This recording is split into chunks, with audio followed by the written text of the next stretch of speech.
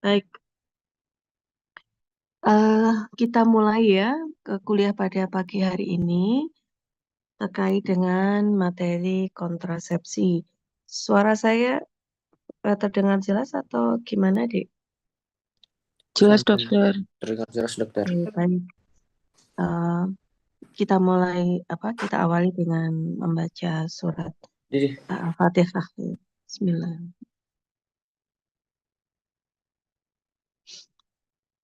Baik, bisa slide berikutnya. Ya, jadi kontrasepsi itu eh, ditujukan pada pasangan suami istri ya, tentu saja ya, pasangan suami istri. Nah, pasangan suami istri tentu saja mempunyai keperencanaan ya, perencanaan terkait dengan eh, persalinan berikutnya untuk perkembangan dari keluarga tersebut ya. Nah, terkait dengan kontrasepsi, maka perencanaan pasutri itu tergantung dari umur biasanya ya, tergantung dari umurnya. Eh, kalau kurang dari 20 tahun misalnya, tapi sekarang sudah jarang ya pasutri yang menikah umur 20, kurang dari 20 tahun itu sangat jarang. Itu zaman Siti Nurbaya mungkin ya. Kalau sekarang justru eh, tambah umurnya sudah kadang sudah 30 gitu ya belum menikah gitu ya kalau yang sekarang ya generasi yang sekarang. Nah, terkait dengan umur maka kalau pasutri itu terutama yang wanita ya, yang istri itu kurang dari 20 tahun, maka perencanaannya adalah menunda kehamilan biasanya ya, menunda kehamilan. Jadi biasanya mereka ini dulu mempersiapkan seperti kayak untuk yang lain-lainnya ya yang lebih dulu gitu sehingga menunda kehamilan. Nah, kalau menunda kehamilan maka metode yang bisa dipilih adalah untuk pil gitu ya. Kalau IUD sebenarnya nggak ini ya nggak disarankan ya, tapi ya boleh tapi nggak disarankan. Yang bisa dipilih itu adalah pil atau suntikan atau implan ya. Nah, kalau umurnya 20 sampai 35 tahun, nah itu agak berbeda perencanaannya. Jadi mungkin tidak menunda ya, tapi menjarangkan. Jadi mungkin sudah memiliki anak gitu di umur misalnya 25 atau 27. Namun kemudian akan merencanakan penjarangan kehamilan. Jadi nanti akan hamil misalnya 3 tahun lagi, 4 tahun lagi gitu. Jadi menjarangkan kehamilan. Nah, metode yang bisa dipilih itu banyak ya, IUD, suntikan, pil ya, atau kalau steril itu sebenarnya dalam agama Islam diharamkan ya kalau steril itu ya. Maksudnya di sini steril itu adalah metode tubektomi ya, tubektomi. Nah, kalau yang umur 35 lebih dari 35 itu memang perencananya kalau bisa nggak hamil gitu ya, tidak hamil gitu. Tapi ya karena kalau sudah 35 kecuali kalau misalnya memang belum memiliki anak ya, kalau belum memiliki anak ya ya enggak seperti ini. Tapi ini diasumsikan lebih dari 35 itu normalnya dia sudah punya anak ya, pasutri tersebut. Pasutri tersebut sudah punya anak dan mungkin usianya juga sudah beranjak remaja gitu anak-anaknya ya. Lebih dari 35 bahkan kemudian sampai perimenopause seperti skenario minggu pertama gitu. Itu kalau bisa ndak hamil gitu kan. Jadi sudah cukup anaknya misalnya punya anak 3 gitu sudah cukup gitu. Sampai kemudian menjelang masa menopause gitu ya. Jadi metode yang dipilih juga bisa macam-macam ini ya. Seperti steril, IUD, implan gitu, suntikan. Tapi sekali lagi kalau dalam tinjauan agama Islam, sterilisasi itu ulama sepakat itu haram ya. Oke, slide berikutnya.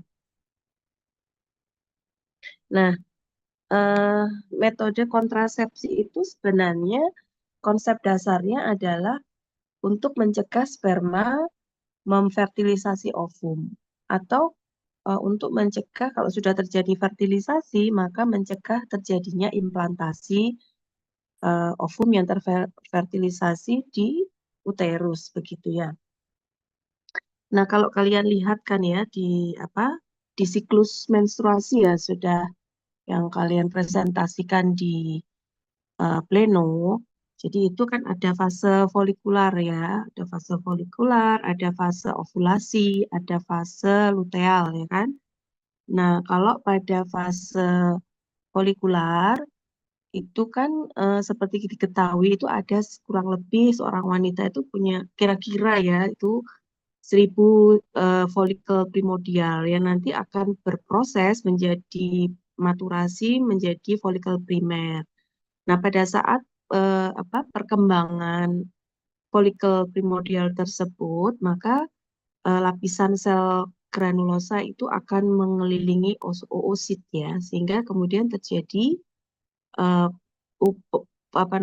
pembesaran ukuran dan kemudian karena ada stimulasi dari FSH, maka kemudian mulai memproduksi estrogen. Nah, sebenarnya FSH ini itu menginisiasi em, sintesis sintesis dari estrogen. Namun setelah estrogen itu dibentuk, diproduksi, maka menjadi suatu proses yang otonom dari sel granulosa. Jadi sel granulosa sudah bisa memproduksi estrogen secara otonom tanpa stimulasi FSH. Jadi FSH itu di awal gitu ya.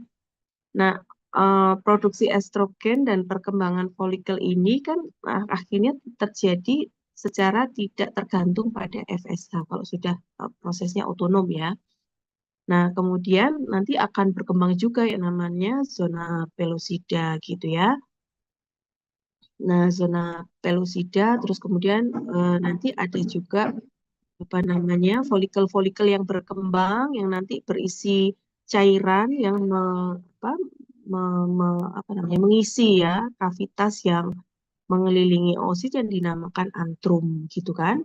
Nah, pada fase ini folikel tersebut kan dinamakan folikel de Graaff ya, yang mungkin yang sudah kalian lihat di praktikum histologi perbedaan antara folikel de Graaff dengan folikel primer dan sekunder gitu ya. Nah, eh, pada fase folikular pada fase folikular siklus menstruasi itu terjadi ketika bagian folikel antrum itu berkembang menjadi folikel preovulatori dalam mempersiapkan terjadinya ovulasi gitu. Nah, fase folikuler ini kan dimulai pada hari pertama ya. Untuk ini contohnya untuk siklus 28 hari ya, Dek ya. Jadi dimulai hari pertama, kemudian yang ditandai dengan biasanya adanya menstruasi dan kemudian nanti berlanjut sampai hari ke-14 terjadinya ovulasi. Nah, folikel antral tadi yang pada fase folikular itu nanti akan berkompetisi dengan folikel-folikel yang lain ya. Nah, kemudian nanti ada folikel yang dominan yang dinamakan nanti folikel dominan. Nah, nanti kalau folikel dominannya itu sudah maka yang folikel-folikel yang lain akan terjadi atresia gitu. Nah, folikel dominan ini akan mensekresi estrogen dan inhibin gitu, yang nantinya akan memberikan negatif feedback pada FSH dan nanti akan terjadi turn off penurunan stimulasi gitu ya. Nah, eh, pada masa ovulasi gitu, kalau kalian lihat kan di situ pertamanya kalau di ini estrogennya sudah dari hari pertama sampai hari ke 10 terjadi kenaikan ya estrogennya sampai pada 10 sampai mau ke 14. Sedangkan progesteronnya masih produksinya masih sedikit gitu ya. Nah, ovulasi itu terjadi sekitar hari ke-14 pada siklus menstruasi 28 hari. Nah, ovulasi ini terjadi ketika kadar estrogen itu naik ya sebagai eh, apa namanya sebagai apa outcome dari produksi estrogen yang dihasilkan secara aktif oleh sel granulosa di dalam folikel itu. Nah, kemudian kadar estrogen ini akan mencapai apa kadar yang meningkat dan kemudian dipertahankan selama 2 hari. Ya. Nah, estrogen ini kemudian harusnya memberikan negatif feedback kan, negatif feedback ke GnRH ya. Biasanya kan seperti itu. Kalau kadar estrogennya sudah tinggi, maka oke ngasih negatif feedback ke GnRH supaya menghentikan stimulasi FSH-LH. Namun transisi ini justru akan menyebabkan positif feedback gitu, bukan negatif feedback. Jadi positif feedback sehingga transisi ini akan meningkatkan sekresi GnRH, ya kan? Sekresi GnRH di hipotalamus anterior sehingga terjadi peningkatan LH gitu. Nah, peningkatan LH ini akan meningkatkan enzim proteolitik intrafolikular gitu ya. Sehingga pada akhirnya akan menipiskan dinding ovarium ya dan kemudian akan bisa menyebabkan folikel yang matang itu bisa keluar gitu, bisa apa namanya terlempar begitu loh. Ya, ya.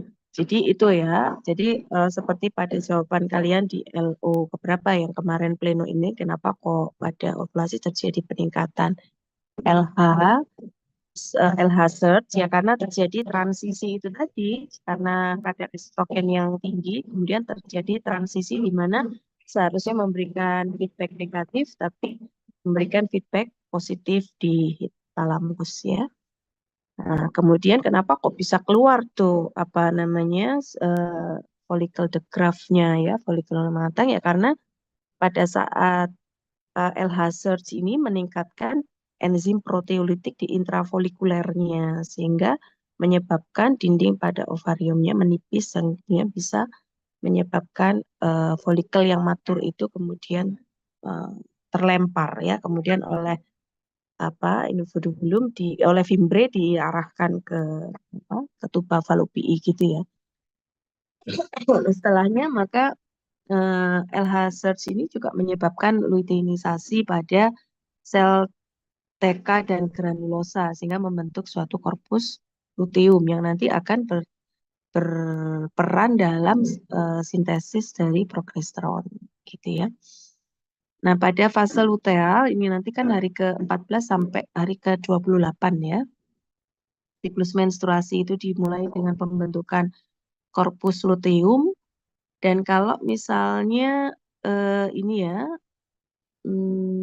FSH dan F, FSH dan LH itu masih terstimulasi ya untuk terjadinya maturasi ketika ovulasi menjadi korpus luteum. Nah, korpus luteum ini akan bertumbuh dan tetap mensekresikan progesteron dan estrogen meskipun estrogen enggak enggak enggak kadarnya enggak tinggi lagi, tapi tetap masih ada estrogen yang dihasilkan oleh korpus luteum meskipun lebih banyak progesteronnya. Nah, kemudian progesteron dan estrogen ini akan menyebabkan endometrium itu susceptible untuk implantasi. Kalau tidak terjadi kalau tidak terjadi fertilisasi, maka kadar progesteron dan estrogen ini akan turun sehingga korpus luteumnya mati gitu. Terbentuk kemudian korpus albikan. Nah, kemudian pada akhirnya hormon akan berlanjut ke apa stimulasi FSH untuk kemudian mulai rekrut folikel untuk siklus berikutnya. Tapi kalau terjadi fertilisasi, maka kemudian akan terbentuk hormon apa tuh bukan terbentuk akan disekresikan HCG ya kan yang diproduksi oleh plasenta ya ya yang sebelumnya apa di korpus luteum itu. Jadi nanti akan memaintenance progesteron sampai plasenta itu bisa menghasilkan progesteron untuk mensupport kehamilan. Jadi seperti itu ya. Oke. Slide berikutnya. Nah, sekarang kriteria dari kontrasepsi yang ideal itu seperti apa sih gitu ya. Jadi kontrasepsi yang ideal itu yang pertama adalah harus aman gitu ya. Jadi keamanannya harus terjamin gitu. Keamanan ini maksudnya adalah kontrasepsi itu bebas dari berbagai macam efek samping atau komplikasi pada penggunanya ya, reseptornya. Kemudian yang kedua reliable, jadi efektif gitu ya. Jadi memang bisa memprevent terjadinya fertilisasi atau mencegah terjadinya implantasi. Yang ketiga mudah untuk di apa namanya digunakan gitu ya dan nyaman gitu. Yang keempat nggak mahal gitu ya. Dan yang kelima itu sesuai dengan kultur masyarakat setempat dan bisa diterima secara baik gitu. Itu adalah 5 kriteria dari kontrasepsi yang ideal. Oke, slide berikutnya. Ini metode kontrasepsi, klasifikasi metode kontrasepsi ya. Jadi ada metode kontrasepsi jangka panjang namanya MJKP ya. Kalau kita lihat di sini ada metodenya banyak sekali, kemudian ada kandungannya hormonal atau non hormonal, masa perlindungannya ya. Jadi kalau kita lihat AKDR itu IUD ya, alat kontrasepsi dalam rahim gitu ya. Terus juga ini ada implan, suntik. Jadi yang hormonal itu IUD, implan, suntik dan pil gitu ya. Sedangkan kalau yang kondom, tubektomi, vasektomi dan lain-lain itu non hormonal. Oke. Slide berikutnya.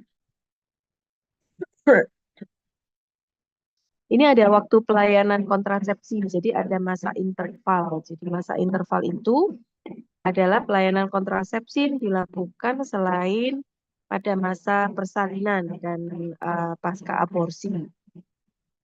Kalau pasca persalinan itu antara 0 sampai 42 hari ya sesudah melahirkan.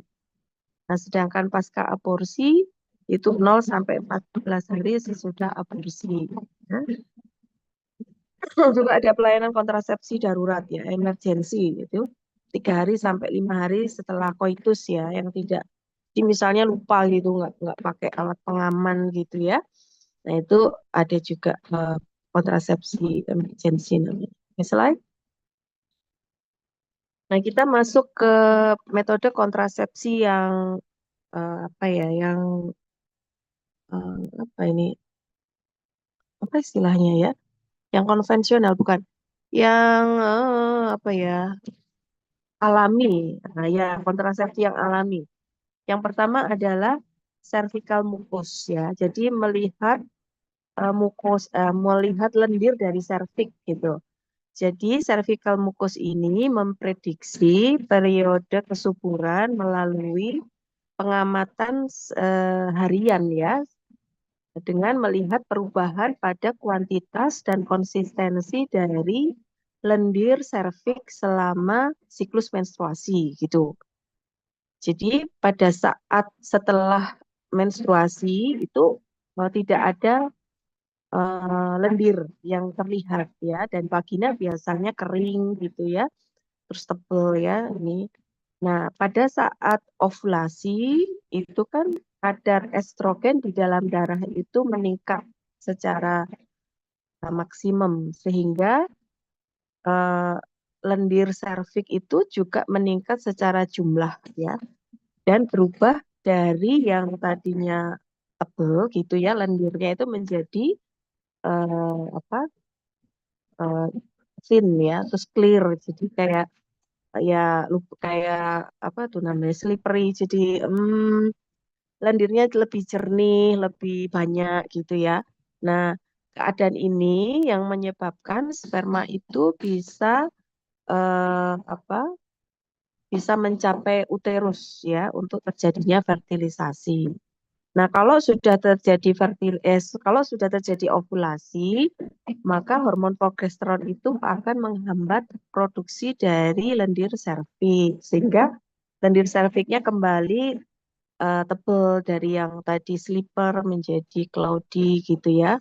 Dan keadaan ini akan mencegah terjadinya penetrasi dari sperma. Jadi spermanya akan kesulitan apa itu namanya menjangkau uterus karena itu tadi lendirnya jadi tebal pekat gitu ya. Jadi menyulitkan gerak sperma gitu ya. Oke, nah caranya gimana? Slide berikutnya. Caranya gimana? Jadi untuk mencegah kehamilan eh, wanitanya itu mencermati lendir serviks dengan cara apa namanya setiap kali apa ya setiap kali habis bangun tidur ya kemudian langsung dilihat bukan dilihat diraba gitu ya atau jari dimasukkan gitu terus di ini dari jarinya ini gimana apa kuantitas atau perubahan pada lendir serviks gitu. Kalau misalnya lendir serviksnya tebal gitu, maka itu tidak dalam masa subur. Tapi kalau lendir serviksnya mulai encer, itu dalam masa subur. Jadi pada saat masa subur, maka kalau mau melakukan koitus harus menggunakan pengaman. Seperti itu ya. Intinya seperti itu.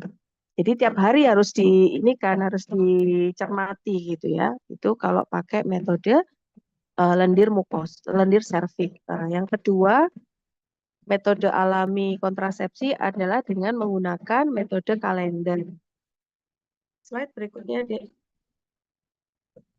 Nah, metode kalender ini juga bisa memprediksi periode kesuburan dengan cara menghitung berdasarkan siklus menstruasi setidaknya 6 bulan. Jadi pada wanita itu dihitung selama 6 bulan itu menstruasinya berapa hari gitu. Jadi misalnya bulan Januari itu misalnya menstruasinya 7 hari ya. Jadi tanggal berapa sampai tanggal berapa gitu.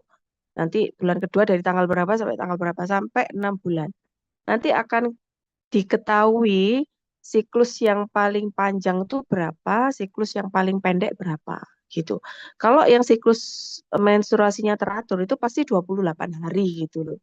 Itu nggak masalah, tapi kan banyak yang siklus menstruasinya nggak teratur. Jadi harus tahu siklus yang menstruasi yang panjang berapa hari, siklus menstruasi yang terpendek berapa hari. Makanya dihitung selama 6 bulan gitu. Terus dirata-ratakan. Nah, kalau sudah tahu siklus menstruasinya terpendek itu 25 hari, maka 25 dikurangi 20, sedangkan misalnya siklus panjangnya sudah diketahui, maka dikurangi 11. Contohnya misalnya siklus yang pendek itu 25, maka 25 dikurangi 20 itu 5. Sedangkan siklus panjangnya 33 dikurangi 11, jadi 22. Maka pada hari kelima sampai 22 itu tidak boleh koitus gitu. Atau kalau mau koitus pakai pengaman gitu, pakai kondom misalnya seperti itu.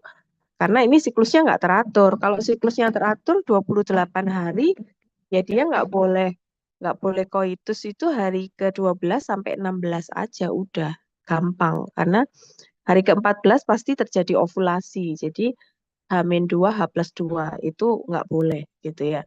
Tapi kalau siklusnya nggak teratur itu kan nggak bisa seperti itu. Nah, makanya kalau pakai metode yang kontrasepsi alami pakai kalender ya harus seperti ini, dihitung seperti ini ya. Itu. Slide berikutnya, metode ketiga adalah dengan mengukur temperatur tubuh. Bisa juga memprediksi periode kesuburan dengan cara mengukur temperatur tubuh ya.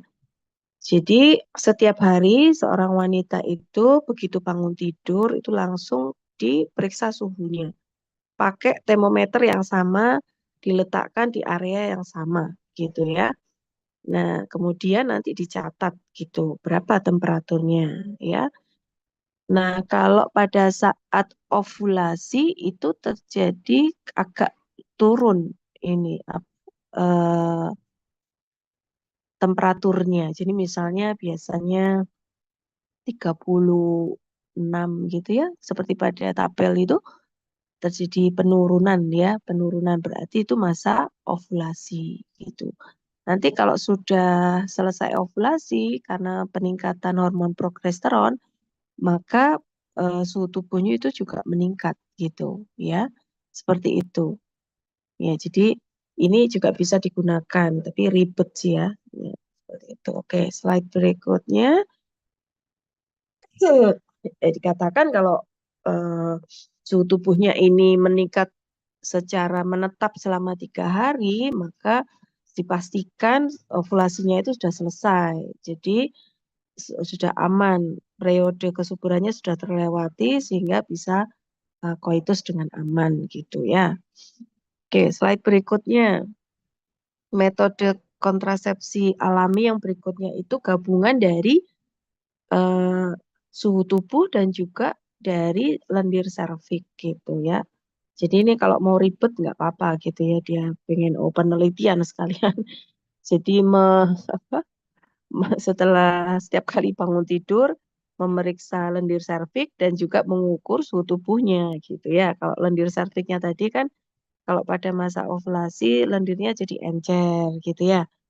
Nah, kalau sedangkan suhu tubuhnya cenderung turun. Kalau sudah terjadi ovulasi, lendir serviksnya cenderung lebih tebal gitu ya. Kemudian suhu tubuhnya cenderung lebih meningkat seperti itu.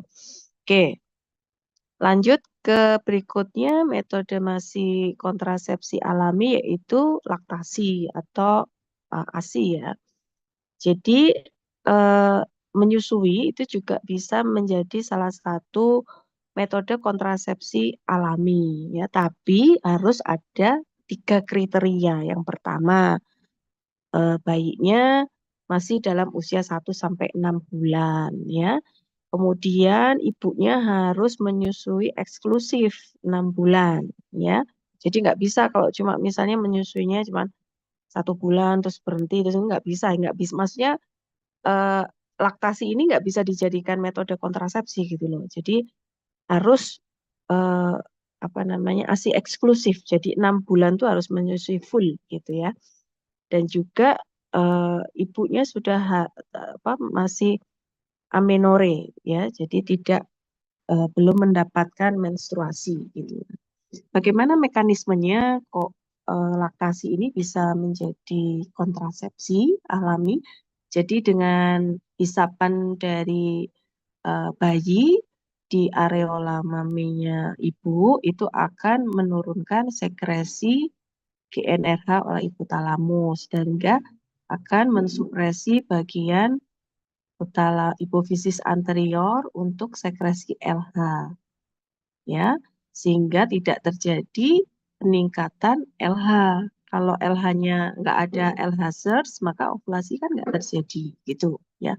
Itu mekanisme laktasi gitu ya. Nah, makanya hisapan itu harus harus frekuensinya harus tinggi gitu ya. Makanya kalau ibunya hanya menyusui nggak full apa tuh nggak ASI eksklusif ya maka nggak akan bisa menurunkan mensupresi dari hipofisis anterior gitu. Dan biasanya ini hanya bukan hanya ya. Biasanya kalau pada penelitian itu pada eh, apa? Pada anak yang pertama gitu karena estrogennya artinya masih responsif ya. Tapi kalau misalnya sudah anak kedua, ketiga gitu meskipun dengan kriteria 3 ini masih tinggi angka kegagalannya gitu ya sebagai metode kontrasepsi alami. Nah, di Quran juga ada kan ayat Quran yang mengatakan seorang ibu harus menyusui bayinya selama 2 tahun gitu ya. Ternyata ya memang 2 tahun itu artinya yang 1 sampai 6 itu ASI eksklusif ya karena ternyata memang kalau kita apa kita cermati, kita kaji kembali maka memang ASI itu kan lebih bagus daripada eh, dari asinya, oh bukan asi ya kalau dari sapi itu ya, dari yang lain gitu ya. Nah, jadi seperti itu ya. Oke, kita lanjut sekarang ke metode kontrasepsi slide. metode kontrasepsi yang bukan alami ya. Kalau tadi metode kontrasepsi yang alami ada metode dengan mengamati lendir serviks, kemudian dengan kalender, dengan mengukur suhu tubuh, kombinasi suhu tubuh dan lendir serviks, dan juga laktasi. Jadi ada 5 ya. Nah, yang sekarang adalah metode kontrasepsi yang hormonal ya. Nah, ada 3, ada yang menggunakan pil, ada yang injeksi dan implan. Kalau pil itu ada 2 macamnya ya. Jadi yang isinya hanya progestin saja, dan yang kedua pilnya itu isinya kombinasi. Jadi ada progestin dan estrogen. Sama juga dengan yang injeksi. Jadi ada yang hanya progestin saja dan ada juga yang kombinasi gitu. Nah, sedangkan yang implan itu biasanya cuma satu ya, jenisnya yang Norplan. Oke, slide berikutnya. Aduh, maaf ya, batuk diselingi batuk kuliahnya. Jadi ini adalah mekanisme bagaimana kontrasepsi hormonal itu bekerja ya. Secara umum yang pertama adalah menghambat ovulasi ya. Jadi menghambat ovulasi di sini kalau terjadi peningkatan kadar estrogen dan progesteron itu akan menghambat mensupresi FSH dan LH sehingga akan mencegah terjadinya apa ini? Oh, jadi kalau menghambat ovulasi ini dari eh, FSH dan LH ini akan disupresi ya. Jadi nggak distimulasi oleh GnRH ya karena ada supresi di hipotalamus. Kemudian yang kedua menyebabkan penebalan pada lendir serviks gitu ya, sehingga akan menghalangi pergerakan dari sperma. Yang ketiga itu mencegah endometrium untuk menyiapkan sebagai implantasi ya, tempat implantasi. Nah, jadi karena progesteronnya terlalu banyak, maka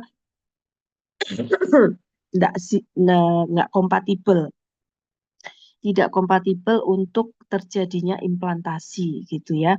Nah, meskipun sudah terjadi fertilisasi, kalau endometriumnya itu tidak kompatibel untuk terjadinya nidasi atau implantasi, maka kan akan terjadi keluruhan ya, maka akan terjadi perdarahan sehingga kehamilan itu akan berakhir gitu ya. Seperti itu. Slide berikutnya kita bahas dulu kontrasepsi pil ya. Jadi pil itu tadi ada kombinasi, ada yang progresin saja. Nah, kalau yang kombinasi, maka pada pil tersebut ada kandungan hormon progresin dan estrogen yang dosisnya rendah, gitu ya. Sebenarnya di dalam tubuh seorang wanita itu kan ada hormon progesteron dan estrogen yang secara alami yang bentuknya, tapi kemudian ditambahkan lagi eh, dengan meminum pil tadi yang isinya progesteron dan estrogen. Nah, ini macamnya ada banyak nih ya, ada monofasik, bifasik, trifasik gitu ya. Kalau yang monofasik ini maksudnya pil itu mengandung hormon aktif estrogen dan progesteron dalam dosis yang sama gitu.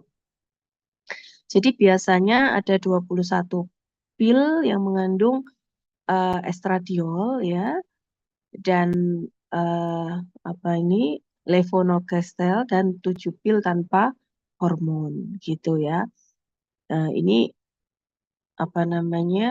salah satu gitu. Jadi bisa estrogen saja, bisa progesteron saja gitu ya. Dan 7 pil tanpa hormon atau placebo. Kalau bifasik itu bisa mengandung hormon aktif estrogen atau progestin dalam 2 dosis yang berbeda. Jadi kandungannya bisa lebih tinggi salah satunya gitu ya. Slide berikutnya, kalau trifasik itu pilnya mengandung hormon aktif estrogen atau progesterin dalam 3 dosis yang berbeda. Jadi 7 pil mengandung misalnya 0,03 0,035 miligram dan 0,5 miligram norethindron gitu ya.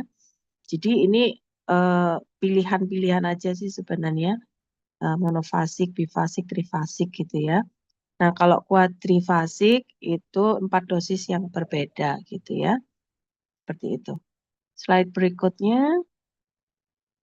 Jadi ini tadi sudah dijelaskan di awal ya, kalau metode hormonal yang pertama kan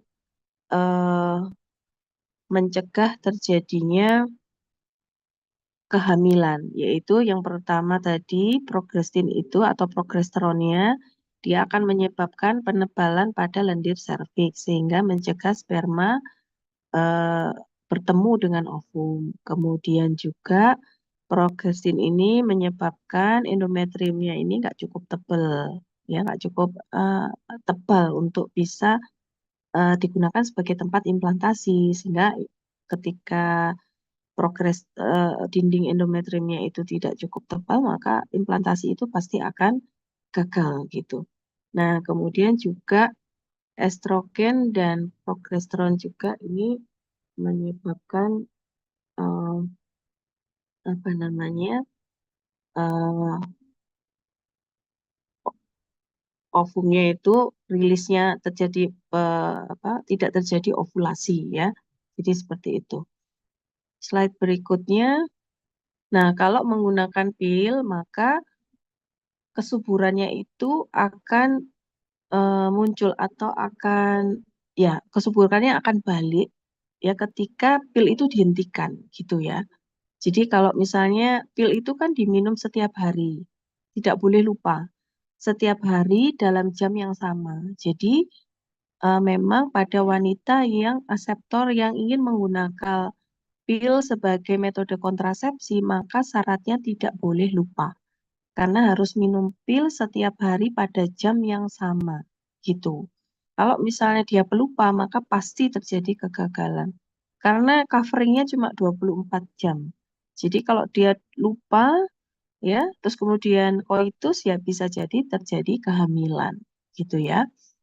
Nah, eh, penggunaan pil kontrasepsi ini itu juga bisa mengurangi produksi ASI sehingga pada ibu ibu yang ingin menggunakan kontrasepsi tapi ingin menyusui ASI, menyusui bayi tidak disarankan untuk menggunakan pil gitu ya. Pil kombinasi. Jadi ini kontraindikasinya ya.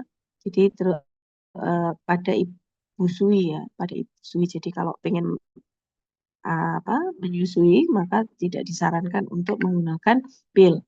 Terus kemudian pada hipertensi ya, riwayat ikterik gitu ya. Terus kemudian usia lebih dari 35 dan biasanya memang ini ya pada orang yang punya riwayat sakit kepala ya. Saya pernah mencoba dulu ya, mencoba itu menggunakan pil ya. Itu memang akhirnya pusing sekali gitu. Kalau yang nggak cocok seperti itu. Jadi pusing sekali sampai nggak bisa beraktivitas gitu. Tapi pada beberapa orang ya enggak gitu biasa ya. Jadi seperti itu ya. Oke, slide berikutnya. Kalau ini pil yang hanya progesteron saja, isinya satu. Kalau tadi kombinasi ini isinya satu progesteron saja, maka kemasannya 28 pil ya. Isinya hanya progesteron. Nah, ya macam-macam dosisnya ya. Kalau eh, yang hanya pil progesteron, maka masih bisa untuk menyusui bayi ya, karena nggak menurunkan produksi ASI. Tapi kalau yang kombinasi itu tidak disarankan ya.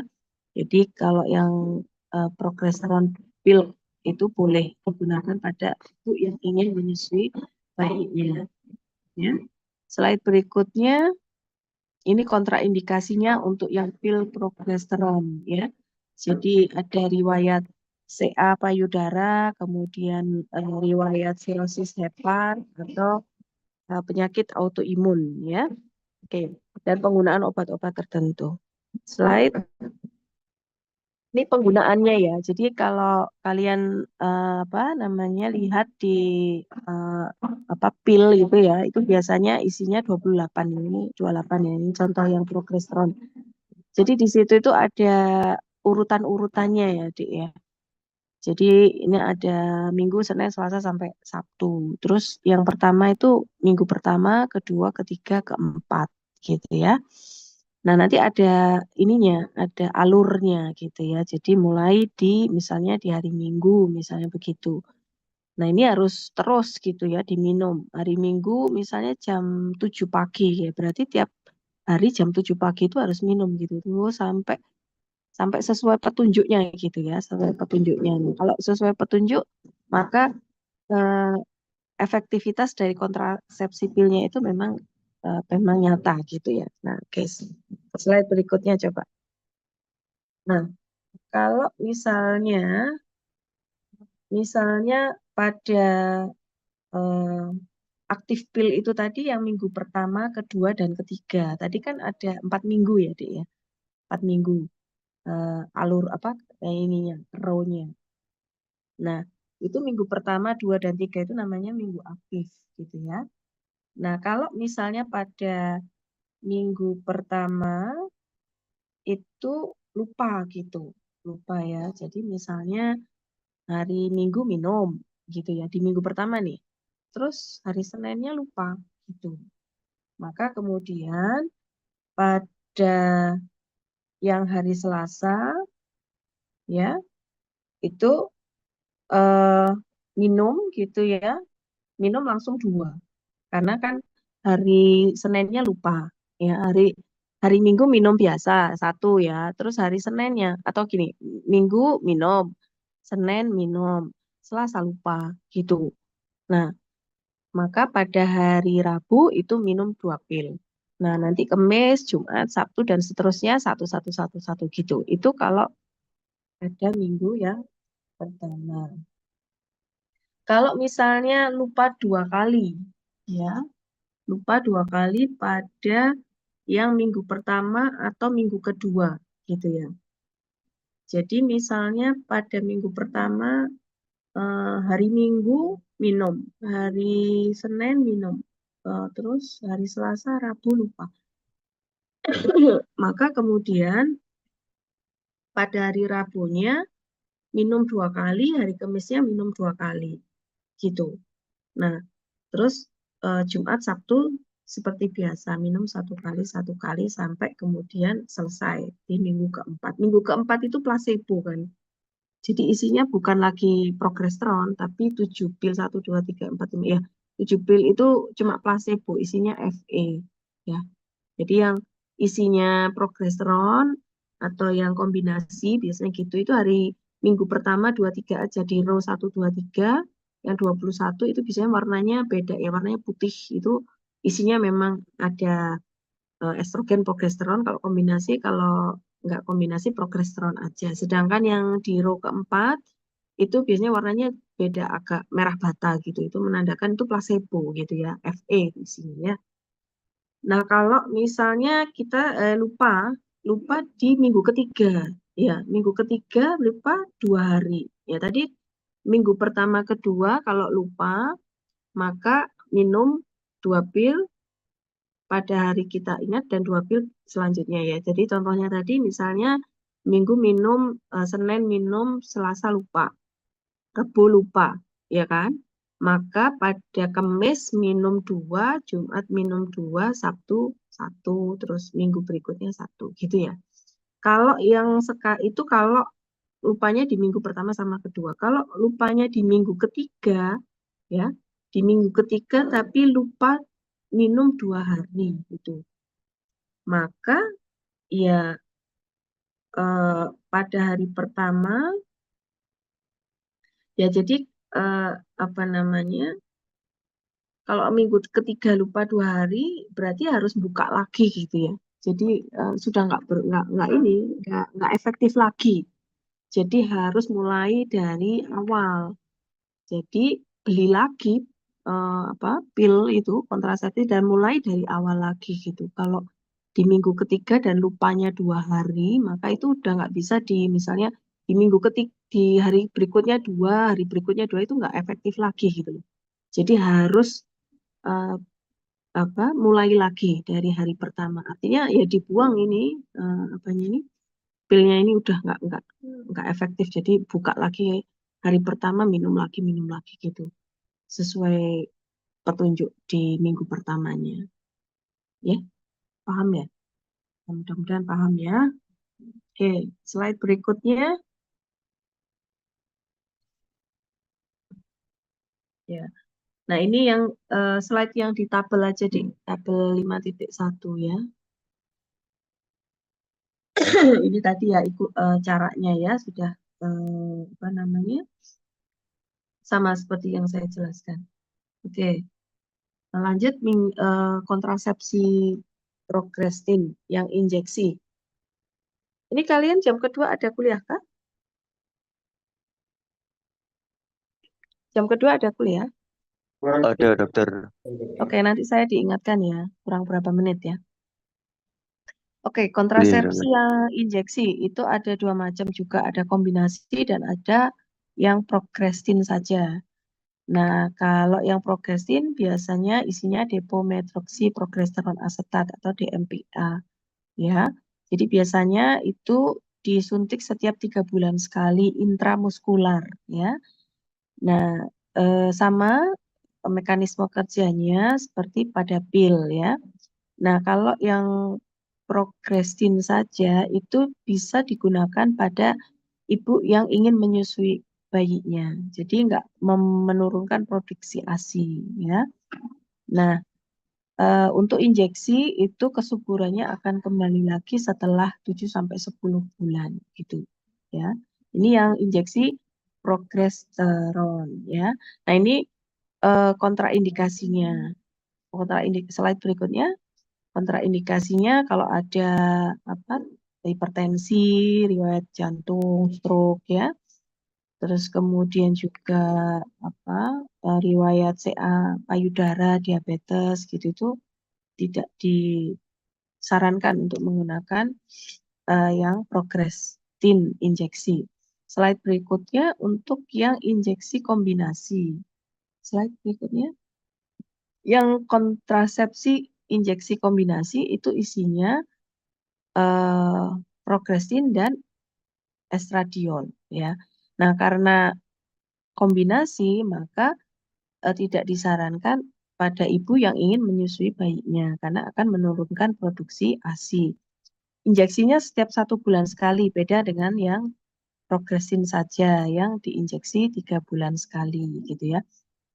Jadi seperti itu. Biasanya yang ada di Indonesia itu namanya Cyclofam ya. Injeksi Cyclofam yang mengandung kombinasi ini 1 bulan sekali ya diinjeksikannya. Oke, slide berikutnya. Nah ini apa kemasannya itu bisa kamu lihat ya Cyclofam gitu. Nah, jadi sama mekanisme kerjanya seperti eh, kontrasepsi hormonal yang lain ya. Oke, slide berikutnya. Ini kontraindikasi kombinasi ya. Nanti bisa dibaca. Oke. Nah, bagaimana cara memulainya yang slide berikutnya? Jadi kalau pada kombinasi itu dimulai pada hari pertama atau hari kelima menstruasi. Jadi boleh hari pertama atau kelima menstruasi itu boleh diinjeksikan. Nah, kemudian apa namanya selama 1 minggu kan ya? Sorry 1 bulan. Nah, berarti dia harus kembali lagi 1 bulan berikutnya, gitu. Jadi kalau misalnya dia datang pada sekarang tanggal berapa? Sekarang tanggal 5 ya? 2, 3, Tanggal tanggal 4, 4 ya? dokter. Ya, tanggal 4. Misalnya aseptornya datang ke dokter tanggal 4 untuk injeksi eh, kontrasepsi kombinasi. Kalau terus dokternya menginjeksi tanggal 4 ya kan? tanggal 4. Maka eh, aseptornya ini pasiennya harus balik lagi ke dokter itu eh, bulan berikutnya, jadi tanggal 4 dikurangi, kalau tanggal 4 lagi kan 30 ya kan. Nah, sebaiknya sebelum tanggal 4, jadi dikurangi 3, jadi tanggal 1 gitu. Tanggal 1 Desember itu sudah harus ke dokter lagi untuk diinjeksikan gitu. Ya, atau ya sampai 3 hari lah. Kalau paling telat-telatnya itu ya berarti tanggal 4, 5, 6 lah ya. Tanggal 6 aja. Wis tanggal 6 Desember itu sudah harus balik untuk diinjeksikan. Kalau sudah tanggal 10 balik ke dokternya minta diinjeksi itu sudah nggak efektif gitu loh. Karena apa titernya sudah menurun gitu ya. Jadi memang H-3, H+3 gitu ya. 30 plus minus 3 hari lah gitu ya. Jadi di kartunya itu kan ibunya nanti dapat kartu ya. Nanti ditulis oleh dokter tanggal kembalinya itu. Nah, biasanya dokter nulisnya H-3-nya aja. Jadi kalau tanggal 4 harusnya balik tanggal 4 Desember, berarti dokternya biasanya nulis tanggal 3, tanggal 1 gitu. Tanggal 1 Desember ibunya sudah harus balik gitu. Ya kan? Jadi kalau ibunya masih lupa-lupa-lupa gitu, ada lupa kan tanggal 4 masih aman gitu kan. Tapi kalau kita tuliskan tanggal 4 pas terus ibunya lupa, tanggal 7 sudah balik ke ke dokter, maka dokter harus memeriksa HCG urinnya. Jadi diperiksa HCG urinnya apakah negatif atau positif. Kalau positif ya nggak boleh diinjeksi gitu ya. Jadi pada setiap aseptor yang ingin menggunakan metode kontrasepsi itu di hmm, di harus ada tes HCG urinnya. Jadi memastikan bahwa memang tidak sedang amenore gitu ya. Oke. Nah, pada yang kombinasi ini akan menyebabkan penurunan produksi ASI. Jadi tidak disarankan digunakan oleh ibu yang ingin menyusui ya. Oke, slide berikutnya. Ini adalah metode kontrasepsi hormonal yang implan ya. Jadi kalau implan itu diletakkan diinsersikan ya di bawah lengan itu di situ ya. Nah, di subdermal. Nah, implan ini yang sekarang ada hanya apa itu ada satu batang implanon gitu ya. Nah, itu mengandung estrogen gitu. Nah, biasanya efektifnya 3 tahun ya. Jadi bisa dimasukkan di subdermal di bawah lengan itu. Nah, nanti 3 tahun kemudian diambil, diekstraksi gitu ya. Itu yang implan ya. Insersinya insersi yang minimal ya, tapi ya dengan incisi ya tentu saja diincisi terus dimasukkan apa itu implannya itu yang mengandung estrogen atau progesteron ya dimasukkan kemudian itu akan diserap oleh diserap lemak dan didistribusikan gitu. Nanti 3 tahun diambil lagi diinsersikan yang baru kalau memang mau tetap menggunakan implan seperti itu ya. Oke, slide berikutnya ini adalah kontraindikasinya ya. Jadi kalau ada riwayat CA mame ya, terus autoimun, perdarahan itu nggak disarankan ya untuk menggunakan metode implan ya. Yuk, slide berikutnya ini ada tabel terkait dengan kontrasepsi hormonal secara overview ya. Jadi kalau kita lihat tabelnya itu ada injeksi yang progesteron saja. Kapan bisa diinjeksikan pada saat postpartum atau post aborsi. Jadi kalau eh, wanita tersebut sedang setelah melahirkan dan tidak menyusui, maka injeksi itu bisa dilakukan segera. Tapi kalau wanita itu sudah melahirkan dan ingin menyusui, maka diinjeksikan setelah 6 bulan, gitu ya. Kalau yang setelah aborsi, maka dalam 7 hari pos aborsi itu boleh diinjeksikan ya. Nah, ini efektifnya dalam 24 jam, nah macam-macamnya itu ya. Kalau yang progrestin itu tiap 3 bulan, sedangkan kalau yang estrogen di kita tiap 1 bulan ya. Nah kembalinya gimana? Kembalinya kesuburan maksudnya ya, itu biasanya ya sekitar rata-rata 10 bulan ya setelah injeksi yang terakhir gitu ya. Biasanya kalau injeksi kan terus-menerus tuh ya, terus-menerus ya. Nah, untuk yang injeksi progesteron yang 3 bulan itu biasanya terjadi peningkatan berat badan yang signifikan gitu ya. Jadi pasiennya itu karena isinya progesteron, jadi dia nggak menstruasi gitu. Karena kan dipertahankan itu ininya, apa itu lapisannya oleh progesteron. Jadi akhirnya aseptornya itu nggak mens, jadi nggak men, tapi berat badannya meningkat, jadi gemuk gitu biasanya ya. Kalau yang aseptor yang menggunakan injeksi 3 bulan progesteron itu ya. Tapi kalau yang menggunakan injeksi kombinasi itu biasanya tidak terlalu gemuk ya, ada peningkatan, tapi peningkatan berat badan, tapi tidak terlalu signifikan gitu. Dan masih ada mens, tapi mensnya bukan seperti yang sebelum pakai metode injeksi ya. Misalnya sebelum pakai metode kontrasepsi injeksi, mensnya 5 hari, terus jumlah darahnya signifikan. Ini enggak, masih mens tapi cuma bercak gitu loh. Ya, jadi misalnya coklat atau merah tapi enggak merah. Dan biasanya cuma sehari, 2 hari, tapi masih gitu. Itu yang kombinasi karena masih ada estrogennya gitu ya. Jadi kan ada progesteron estrogen. Nah, estrogen ini akhirnya apa progesteronnya kan nggak cukup kuat gitu ya. Estrogennya yang lebih tinggi sedikit gitu. Akhirnya bisa luruh meskipun nggak seperti menstruasi sebelum menggunakan kontrasepsi gitu. Tapi kalau yang progesteron aja isinya itu nggak mens gitu. Ibunya itu nggak mengalami menstruasi selama dia menggunakan kontrasepsi 3 bulan itu, gitu ya.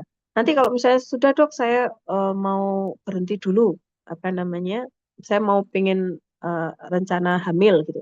Nah, ketika suntikan terakhir itu nggak kemudian lah langsung terus bulan berikutnya dia positif, enggak gitu, karena kesuburannya baru balik 10 bulan berikutnya, gitu kan, kamu terakumulasi kan, ya kan, misalnya dia apa pakai kontrasepsi injeksi itu selama 5 tahun misalnya, itu kan terakumulasi, jadi nggak bisa langsung hormon itu apa langsung apa diekspresikan atau apa hilang gitu kan nggak, jadi masih terakumulasi sehingga kesuburannya ya baru rata-rata 7 sampai 10 bulan gitu ya, tergantung dari individu, tapi jarang yang 1 bulan kemudian sudah kembali subur nggak ada. Tergantung lamanya lah ya, lama injeksinya ya. Sama. Oke. Kemudian kalau yang progrestin pill itu bisa kalian baca ya di situ. Jadi kalau yang pil itu ya pokoknya cuma 24 jam. Kalau lupa terus koitus ya kemungkinan hamil itu masih tinggi ya. Nah, kalau yang implan, nah ini setelah diambil implannya misalnya sudah selesai 3 tahun gitu ya, terus mau diekstraksi, nah maka ya sudah langsung kesuburannya balik gitu ya. Nah, maka kemudian kalau dia pengen implan lagi kan biasanya nggak langsung ya diambil terus diinsersi lagi kan enggak. Berarti diambil terus kemudian ada waktulah antara 5 sampai 7 hari maka ibu menggunakan apa namanya eh, kondom misalnya gitu ya untuk metode kondom. Sebentar Dik ya, sebentar ada tamu sebentar.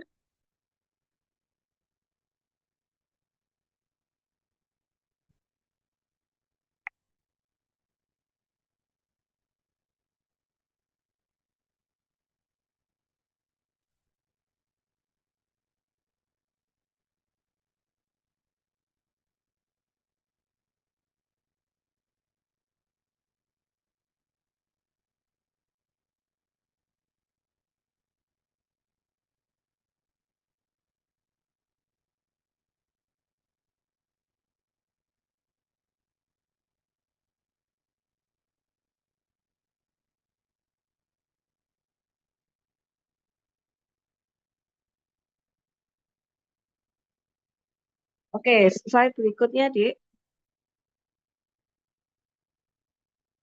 Ya, Ini kalau yang kontrasepsi kombinasi yang oral dan juga eh, yang injek ya. Nah, itu ya bisa kalian baca sendiri ya. Oke, slide berikutnya kita masuk ke IUD ya, intrauterine device atau AKDR, alat kontrasepsi dalam rahim. IUD ini merupakan bentuknya plastik ya, yang diinsersi di bagian rongga uterus ya untuk mencegah kehamilan, mencegah fertilisasi ya. Ada dua macam yang digunakan, yaitu IUD dengan copper ya, dengan logam itu ya, dan juga dengan yang progestin. Nah, kalau yang IUD dengan copper, yang tembaga itu mekanismenya untuk mencegah terjadinya fertilisasi adalah menyebabkan respon inflamasi steril di dalam uterus sehingga sperma itu tidak mampu untuk memfertilisasi ovum dan nah dan terjadi perubahan pada uterus ya. Yang tadi itu maksudnya tidak cukup bagus untuk terjadinya implantasi ya. Nah, namun pada penggunaan IUD itu juga sering terjadi, misalnya terjadi beberapa keluhan gitu ya, misalnya ada juga yang selama menstruasi terjadi kram dan sebagainya itu ada juga ya, seperti itu. Slide berikutnya. Kalau yang progrestin itu juga sama, mencegah kehamilan dengan cara yang mekanisme yang sama dan juga menyebabkan penebalan dari lendir serviks ya, sehingga juga menurunkan endometrium itu ya, menipiskan lapisan endometrium sehingga tidak kapabel untuk terjadinya implantasi. Nah, kapan IUD bisa digunakan? IUD itu bisa digunakan eh, kapan aja gitu ya, selama siklus menstruasi gitu. Nah, dan yang penting memastikan bahwa aseptor tersebut tidak hamil gitu ya. Dengan cara apa? Ya dengan tes HCG urin. Jadi setiap aseptor yang ingin menggunakan kontrasepsi, apakah itu hormonal, apa aja bentuknya, itu dipastikan bahwa HCG urinnya negatif. Kalau dia bilang, loh dok, saya datang ke dokter, dok, saya sudah nggak kok saya nggak saya masih menstruasi kemarin gitu, nggak boleh, dokter harus langsung percaya, itu nggak boleh. Jadi tetap ibu harus tes dulu. Biasanya di tempat praktek dokter disediakan sih ya HCG urin itu, jadi langsung ibunya diminta ke kamar mandi, kemudian dikasih itu HCG itu tes itu, kemudian nanti dilihat, oh ya berarti negatif, nah baru ibunya milih apa metode kontrasepsi yang mana gitu ya, untuk memastikan bahwa ibunya tidak hamil gitu ya. Nah, IUD ini aman sekali digunakan untuk ibu yang menyusui gitu. Jadi nggak ada apapun yang menghalangi produksi ASI selama menggunakan IUD, dan selama menggunakan IUD juga menstruasinya seperti sebelumnya. Jadi misalnya durasinya, jumlahnya dan sebagainya, karena tidak mensupresi eh, di hipotalamus atau di GNH-nya. Jadi dia supresinya di lokal gitu ya. Makanya nggak mengubah hormonal sampai seperti injeksi atau pil gitu ya. Nah, ini kesuburannya kembali biasanya sekitar minimal 3 bulan setelah IUD itu diekstraksi ya. Slide berikutnya ini adalah macam-macam jenis IUD ya. Jadi kalau yang sekarang itu yang digunakan yang T ya, bentuk TCU itu ya, yang sebelah paling kiri itu ya. Jadi yang bentuknya T ya, atau Novati, bentuk seperti itulah ya. Kalau yang lip lobes sama yang multi loads itu sudah nggak ada ya. Dulu itu zaman dulu ya. Lip lobes itu bentuknya seperti itu susah tuh masangnya kayaknya ya. Itu zaman dulu ada Safari Safari KB zamannya Presiden Soeharto dulu itu ya. Dan itu 10 tahun itu masa kerjanya ya kalau lip lobes. Kadang-kadang ibunya lupa gitu, sampai sampai anaknya sudah besar, sudah anaknya menikah itu nggak dicopot-copot tuh lip lobesnya ya. Terus multi load itu juga ya. Oke, slide berikutnya. Nah, yang slide berikutnya ini adalah kontrasepsi mantap ya. Kontrasepsi mantap itu artinya keinginan aseptornya dan memang itu yang steril itu. Yang pertama adalah tubektomi atau ligasi tuba. Jadi tubektomi itu merupakan prosedur medis untuk wanita yang dengan apa namanya dengan memotong bagian kecil dari tuba fallopian ya. Bisa dipotong, bisa diklip, bisa dikater gitu ya. Nah, untuk kan kita ketahui tuba fallopian transportnya ovum ya. Kemudian ada juga ligasi tuba ini juga tidak mempengaruhi siklus menstruasi gitu loh. Jadi menstruasinya tetap aja berlangsung ya. Seperti sebelum dilakukan ligasi tuba atau tubektomi gitu. Nah, nanti ovum yang dilepaskan itu akan tetap di tuba dan direabsorpsi gitu ya. Seperti itu. Nah, ligasi tuba ini memang untuk wanita yang ingin menyusui itu aman gitu ya. Jadi slide berikutnya, jadi tubektomi itu merupakan suatu tindakan bedah yang kecil ya, jadi mini laparotomi, jadi membuat insisi kecil pada perut gitu, terus nanti di tuba fallopiannya ditarik, terus ada yang dikat, dipotong, apa namanya, diikat gitu ya, seperti itu.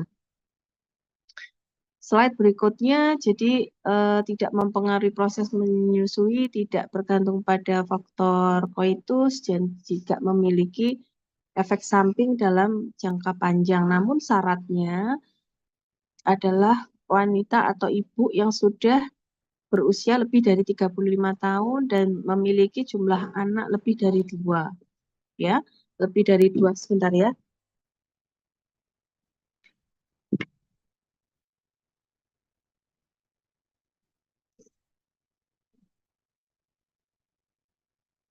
Lebih dari 2. Jadi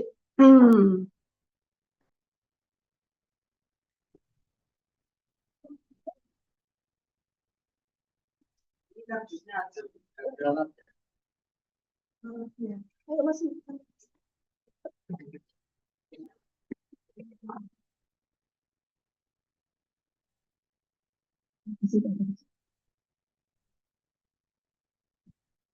Bentar ya, Dek.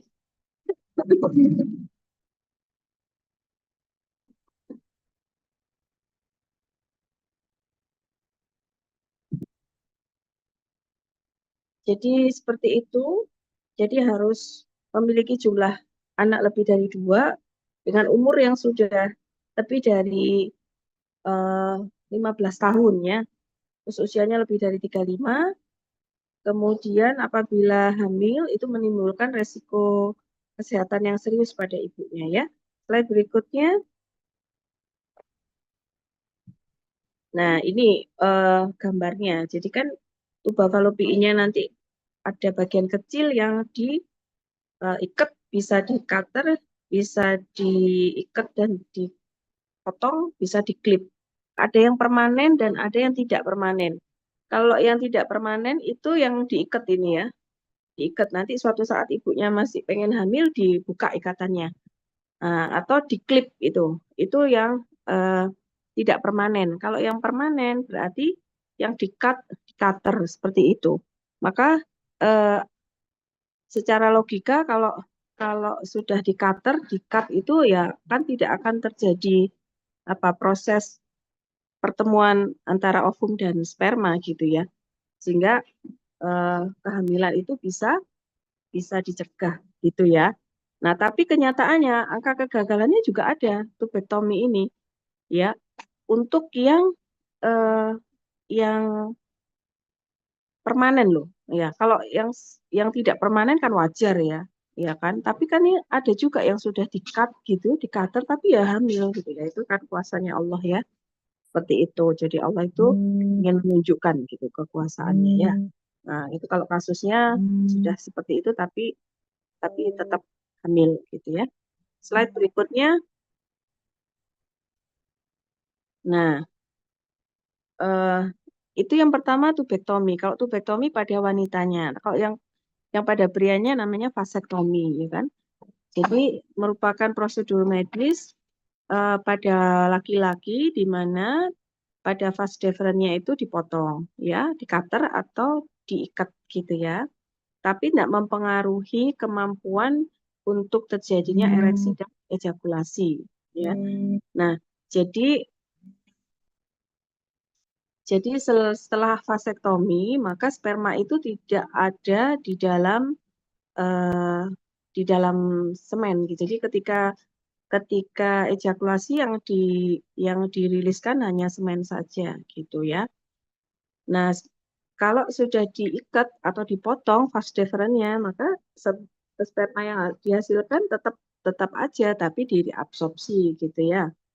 Nah, untuk memastikan bahwa sperma itu sudah tidak ada, maka setelah vasektomi tidak menggunakan alat pengaman gitu. Jadi setelah 20 kali ejakulasi baru dipastikan bahwa sudah tidak ada sperma di dalam semen, maka setelah itu baru boleh tidak menggunakan alat pengaman selama koitus gitu ya. Tapi kalau masih 20 kali sebelum 20 kali ejakulasi itu masih dimungkinkan adanya sperma sehingga bisa terjadi juga kehamilan begitu ya. Oke, slide berikutnya. Nah, ini ya gambarnya. Jadi vas deferens-nya dipotong atau diikat ya. Jadi seperti itu tapi tidak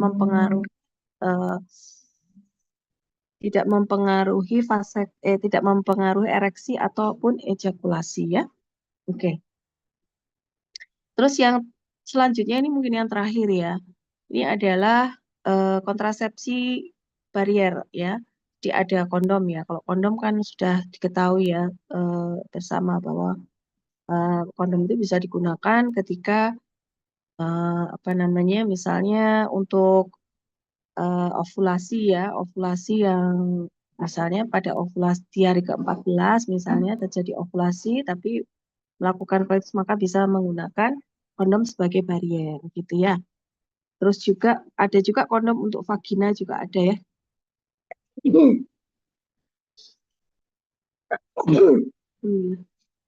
Jadi itu gambarnya ada ya. Jadi gambar kondom wanita dan pria sama ya. Kalau kondom wanita berarti dimasukkan sampai cervix ya, mulut uterus itu ya. Oke, terus kemudian ada namanya spermisida. Jadi suatu bahan kimia yang fungsinya untuk membunuh sperma. Bentuknya bisa krim, bisa jelly dan sebagainya ya. Diafragma itu juga.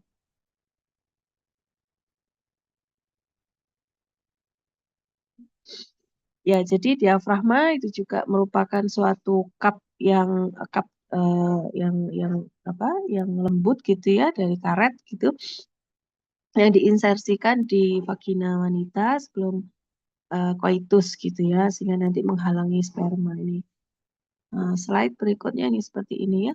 Tapi susah juga nih slide terus. Nah, ya seperti itu ya. Memasukkannya jadi agak lumayan ribet juga ya. Itu seperti itu. Oke, slide berikutnya.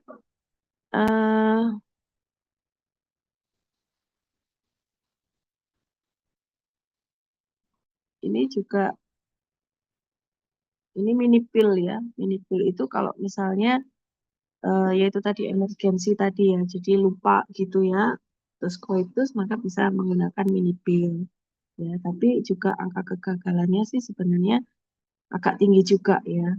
Jadi minum pil, jadi setelah koitus kemudian dilihat lagi berikutnya kayak gimana gitu ya. Ini yang emergensi tadi yang saya sebutkan ya. Oke, slide berikutnya ini adalah perbandingan efektivitas antara metode kontrasepsi. Jadi yang paling efektif itu adalah vasektomi tentu saja ya atau tubektomi gitu ya. Itu kan metode sterilisasi. Terus juga IUD dan implan ya. Jadi sebenarnya sih one time procedure nothing to do or remember itu ya enggak juga sih. Kalau yang steril itu ya memang sekali sudah gitu ya. Tapi kalau implan ya masih harus remember ya kan, karena ininya kan 3 tahun gitu ya. IUD juga ada yang 3 tahun, ada yang 5 tahun, jadi harus remember juga. Karena kalau nggak diingat nanti tahu-tahu loh anaknya sudah umur 20 kok lupa gitu ya, nggak mengekstraksi. Nah itu juga akhirnya bisa terjadi gangguan. Ada juga karena terjadi pelengketan ya, karena terlalu lama akhirnya lengket tuh ininya, IUD-nya. Akhirnya terjadi endometriosis gitu ya. Nah, akhirnya harus dioperasi gitu ya. Nah, itu bisa jadi seperti itu ya. Makanya harus diingat juga kalau masih menggunakan yang non sterilisasi ya. Nah, yang kedua, efektif yang kedua itu injeksi ya. Injeksi itu lebih lebih efektif gitu ya dibandingkan dengan pil atau apa eh impla ini patch. Kalau di kita patch belum ada ya kayaknya di Indonesia itu ya. Jadi patch tuh kayak ditempel gitu loh, kayak kita nempelkan apa koyo itu kalau pegel-pegel itu. Nah, kalau di luar negeri sudah ada tuh. Atau vaginal ring itu lebih tidak efektif dibandingkan injeksi. Nah, terus yang selanjutnya itu adalah yang metode kontrasepsi yang alami ya. Dari metode kontrasepsi alami yang paling efektif yang LAM ya, yang laktasi, kemudian baru kondom, diafragma dan sebagainya ya. Seperti itu kalau dibandingkan tipikal metodenya dengan efektivitasnya ya, seperti itu. Nah, untuk konseling kontrasepsi yang pertama yang didiskusikan slide adalah sebelum aseptornya itu memilih gitu ya, maka yang didiskusikan yang pertama tentang riwayat seksualnya, bagaimana aktivitasnya, ada apa namanya, ada infeksi seksual enggak ya, seperti STD gitu ya. Terus kemudian apa dokternya juga menjelaskan gitu pentingnya kontrasepsi dan perencanaan kehamilan untuk kesehatan ibu dan bayinya ya. Terus juga menjelaskan metode-metodenya yang kemudian apa namanya menjelaskan tentang mitos-mitos yang tidak benar gitu ya tentang metode kontrasepsi gitu, dan kemudian juga membantu reseptor memilih metode yang cocok dengan kebutuhannya ya, terkait dengan umur, resiko seksualnya ya, misalnya juga reseptor itu mempunyai kebiasaan merokok gitu ya, dan apa keadaan kesehatannya ya, dan kemudian apa yang ingin dicapai gitu ya, maksudnya dia ingin punya anak berapa pada umur berapa dan sebagainya, dan juga dilihat dari faktor sosioekonomi.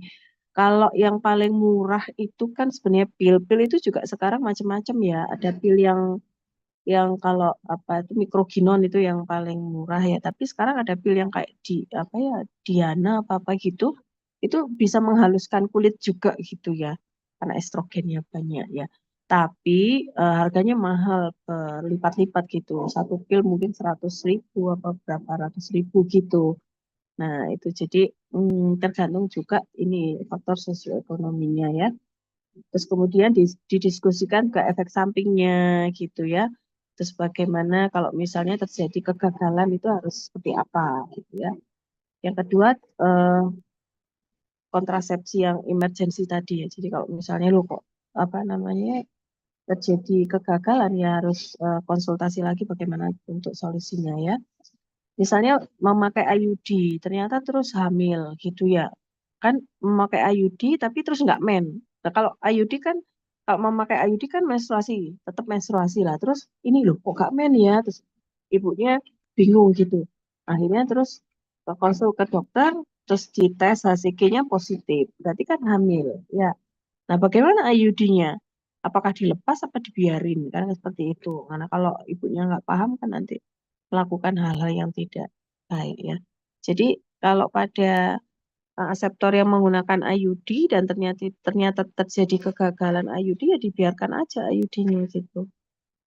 Gitu ya. Karena kalau nanti diambil ya bisa mempengaruhi janin ya kan di uterus itu kan IUD-nya ya biarin aja nanti kan pas melahirkan gitu-gitu nanti kan IUD-nya juga keluar juga gitu ya. Nanti kalau diambil jadi perdarahan malahan ya, seperti itu. Dan memang masih ada gitu ya kegagalan meskipun sangat sedikit gitu, tapi ada gitu. Di semua metode kontrasepsi ya. Jadi yang terakhir ini ya slide-nya, oke, 2 slide terakhir. Jadi konseling dari kontrasepsi itu tujuannya untuk providernya itu maksudnya tenaga kesehatannya itu mencegah kehamilan yang tidak diinginkan oleh pasien. Terus kemudian menyediakan informasi, membantu pasien apa namanya apa eh, menyapa apa meraih apa namanya outcome yang diinginkan terkait dengan family planning. Kemudian juga edukasi ke pasiennya, terus juga menjelaskan kontrasepsi yang sesuai dengan pasiennya. Sedangkan dari sisi pasien dia harus memberikan informasi yang sebenar-benarnya ya supaya nanti dipilihkan metode kontrasepsi yang sesuai ya. Terus juga mengetahui efek sampingnya dan juga nanti dia tahu kapan kesuburan itu kembali sehingga dia bisa menentukan apakah tetap menggunakan metode kontrasepsi atau kemudian tidak menggunakan metode kontrasepsi.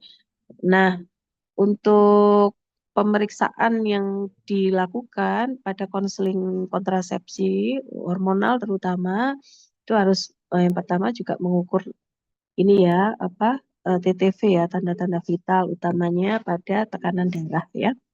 Dan juga di anamnese apakah ibunya itu seorang aktif smoker ya, perokok yang aktif, punya riwayat penyakit tertentu, kemudian juga ada apa namanya mengkonsumsi obat-obatan tertentu. Dengan begitu maka dokter bisa memilihkan metode kontrasepsi yang sesuai ya untuk pasiennya. Ini kalau slide berikutnya ini sebenarnya slide berikutnya adakah? Terus. Yes, slide berikutnya. Nah, ini saya ambil dari Kemenkes ya. Saya ambil dari Kemenkes terkait dengan kontrasepsi. Kalau kalian mau download itu tinggal ditulis aja Kemenkes kontrasepsi gitu. Nanti keluar tuh bukunya ya. Itu lengkap gitu. Jadi ini adalah alur bagaimana aseptor pertama kali ikut KB gitu ya. Jadi apa yang ditanyakan gitu ya. Jadi ditanyakan HPHT-nya, terus bagaimana koitus terakhir gitu. Terus ada tes kehamilan tentu saja ya. Kalau negatif ya baru dan sebagainya ya. Ini untuk yang sebelah kanan terkait dengan IUD gitu ya. Kalau pemasangan IUD. Jadi dari HPHT kalau HPHT-nya lebih dari 7 hari yang lalu dites negatif, kemudian hubungan seksual terakhir sejak HPHT tanpa pengaman misalnya tidak ya. Jadi setelah tes kehamilan negatif juga nggak melakukan koitus, maka kemudian baru dipasang IUD-nya ya, dipasang IUD gitu, itu boleh. Nah, biasanya pemasangan IUD itu ada pasien setelah pemasangan diinformasikan bahwa setelah dipasang IUD tidak boleh melakukan pekerjaan yang berat, artinya misalnya naik turun tangga, angkat-angkat begitu, karena bisa posisi dari IUD itu bisa bergeser gitu ya. Terus kemudian di KIE kan bahwa kalau terjadi perdarahan atau keputihan begitu pemasangan IUD maka harus kembali untuk konseling gitu ya kan biasanya ini kan seminggu setelah pemasangan tuh baru seminggu menemui dokter lagi tapi kalau terjadi apa keputihan yang sangat banyak yang tidak seperti biasanya kemudian atau terjadi perdarahan nah itu nggak usah nunggu sampai 1 minggu jadi harus langsung ke dokter untuk diperiksa apakah IUD-nya itu bergeser apa namanya posisinya gitu ya. Kalau misalnya IUD-nya nggak bergeser, tapi terjadi perdarahan, ya, maka memang bisa jadi ibunya tidak cocok gitu. Mungkin terlewat misalnya anamnesanya bahwa ibunya pernah punya riwayat penyakit panggul, ya penyakit infeksi panggul, PID, pelvic inflammatory disease. Jadi punya riwayat penyakit infeksi pada panggul. Nah, itu memang kalau diinsersikan IUD maka akan terjadi perdarahan begitu ya. Kalau sudah seperti itu ya memang harus diekstraksi, dilepas dan menggunakan metode kontrasepsi yang lain. Nah, terkait dengan pemasangan IUD terkait dengan koitus itu sebaiknya setelah dipasang itu paling tidak 5 hari baru melakukan koitus. Tapi kalau yang sekarang sih memang ada dokter yang ini nggak apa-apa, begitu dipasang kok mau koitus nggak apa-apa, tapi lebih aman gitu ya, lebih aman itu kalau 5 hari gitu setelah pemasangan IUD untuk memastikan bahwa IUD-nya itu memang sudah fix, terus nggak ada apa namanya, nggak ada keluhan-keluhan gitu. Nah, seperti itu untuk yang IUD. Nanti kalau setelah 1 minggu nggak ada apa efek sampingnya, kemudian boleh 3 bulan, kemudian baru kontrol. Biasanya kalau 3 bulan sudah kontrol nggak ada apa-apa, biasanya ibunya lupa karena sudah apa ya, sudah nyaman gitu dengan IUD-nya karena menstruasinya tetap 5 hari sekali misalnya. Terus darahnya juga sama gitu ya, banyak pokoknya nggak mempengaruhi apapun gitu. Pada peningkatan berat badan tubuh juga enggak gitu ya. Nah, cuman harus ingat aja kapan harus sudah dilepas gitu kan, ada masa expirednya ya. Nah, biasanya kalau dilepas, diekstraksi, nggak boleh langsung dipasang, tapi harus dilakukan pap smear. Dilihat apakah ada sel-sel yang berubah gitu ya. Kalau terjadi sel-selnya hanya infeksi itu biasa, tapi kalau misalnya terjadi metaplasia, selnya berubah itu nggak harus kita hentikan ya. Seperti itu. Biasanya seminggu setelah pap smear baru boleh dipasang lagi IUD gitu ya. Nah, seperti itu. Ini bisa kamu baca ya. Oke. Eh, demikian kuliah kontrasepsi, ada yang ditanyakan terkait dengan materi yang disampaikan?